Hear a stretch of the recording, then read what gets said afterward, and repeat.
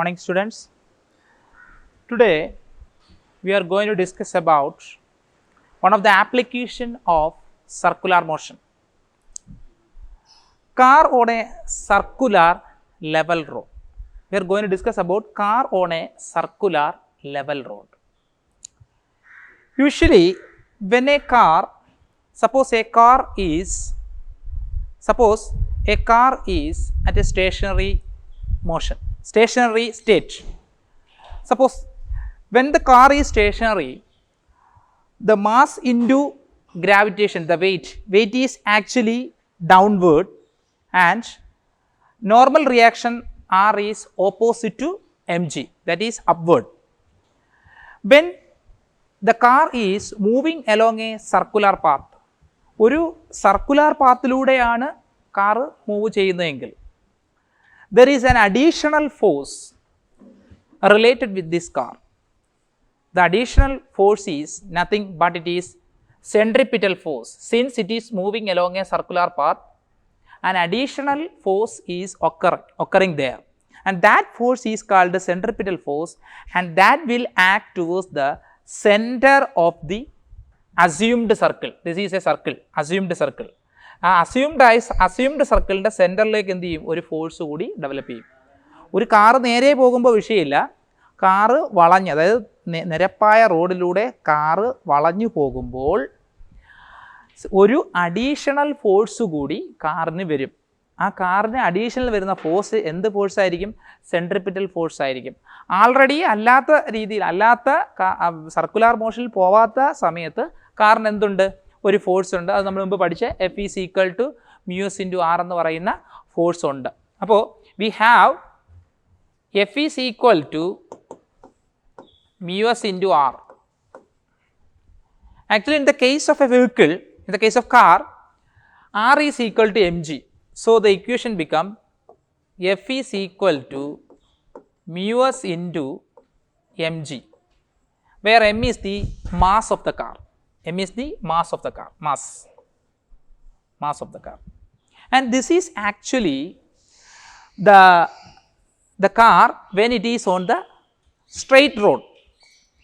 Suppose when it is moving along a circular path, an additional force is there, and that force is called the centripetal force, Fc.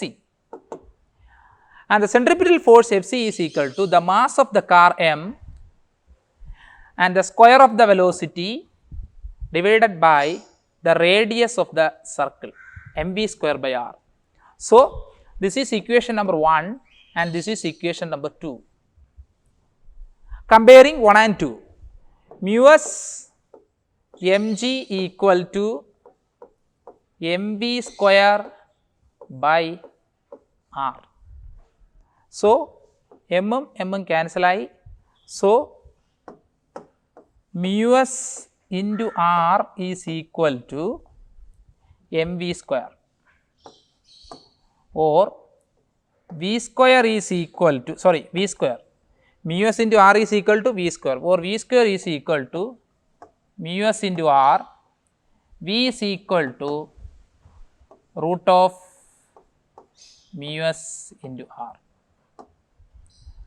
So F is equal to μs into R, that is equal to μs into mg, Fc is equal to mv square by r, μs into mg is equal to mv square by r, m cancel ചെയ്തു. So μs into g is equal to v square by r. So the equation become v square is equal to μs into gr, v square is equal to μs into g ഉണ്ട്, μs into gr. So v square is equal to μs into gr, v is equal to root of μs into rg അല്ലെങ്കിൽ gr. So this is the equation for the safe velocity. ഇതാണ് ഏതെന്ന് പറയുന്നത്? Safe വെലോസിറ്റിയുടെ equation എന്ന് പറയുന്നത്. Okay, so when A car, suppose A car moving along a circular path, the centripetal force is acting towards this is suppose m, and the velocity is v and the radius is r. Suppose this car is moving along a circular path, The centripetal force is actually Fc is equal to mv square by r. Then the frictional force is equal to F is equal to mu s into r. So F is equal to mu s into mg.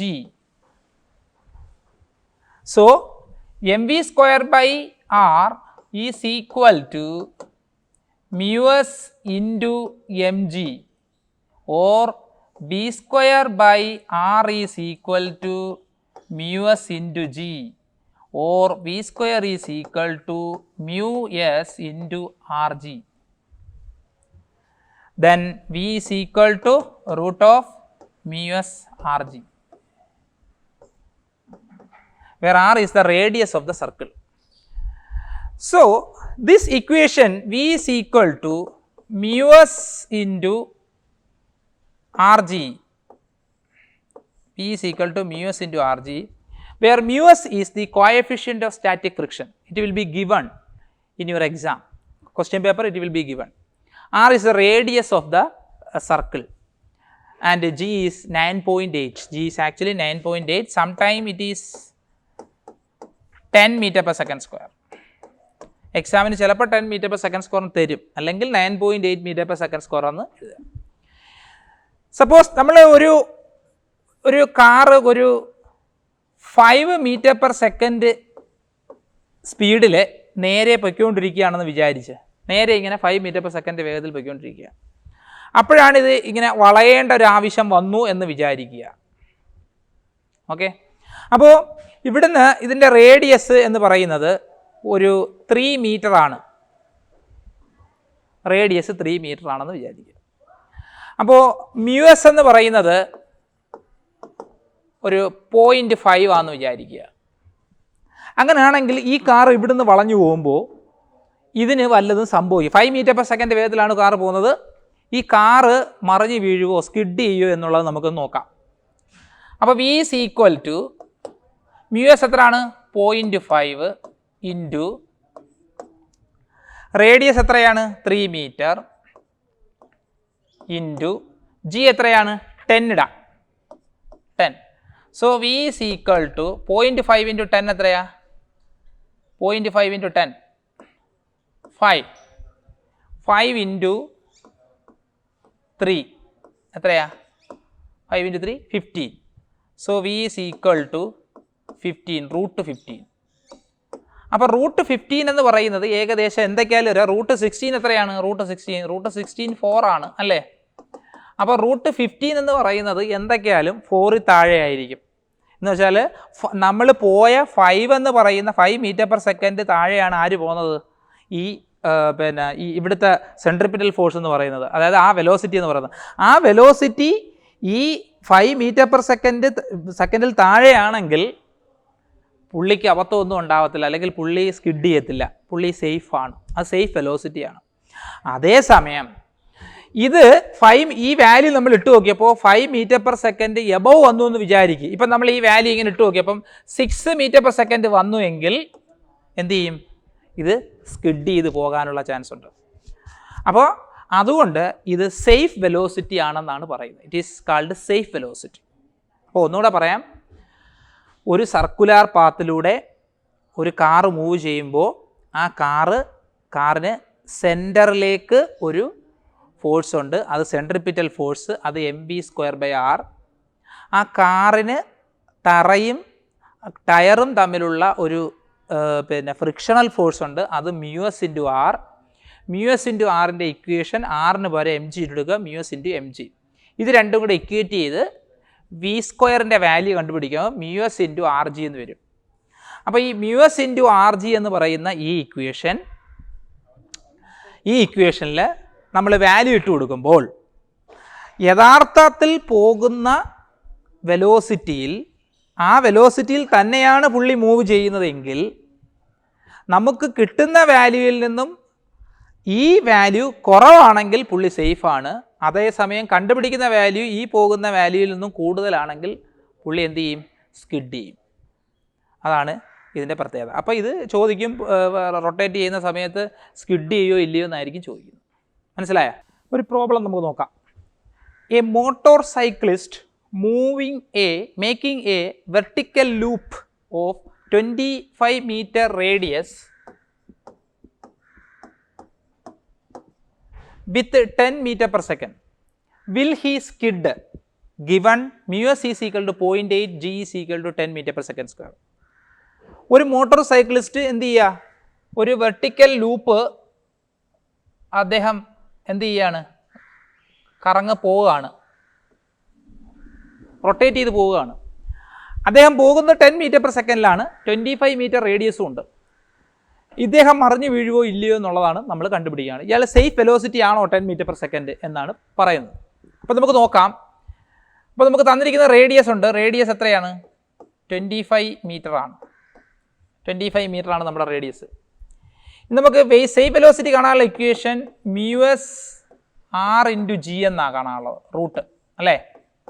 So μsന് പകരം നമുക്ക് എന്താ ഉണ്ട്? 0.8 ഉണ്ട്. 0.8 into റേഡിയസിന് പകരം 25 ഉണ്ട്, ജിക്ക് പകരം എന്തുണ്ട്? 10 ഉണ്ട്. അപ്പോൾ നമുക്ക് 8 ഇൻറ്റു 25, 8 ഇൻറ്റു 25 എത്ര കിട്ടും? 200 കിട്ടി, റൂട്ട് ഓഫ് 200. ഇപ്പോൾ velocity is equal to root of 200 metre per second. അപ്പം 200 മീറ്റർ പെർ സെക്കൻഡ് എന്ന് പറയുമ്പോൾ നമുക്കറിയാം വി എന്ന് പറഞ്ഞാൽ ഏകദേശം എത്രയാണ്?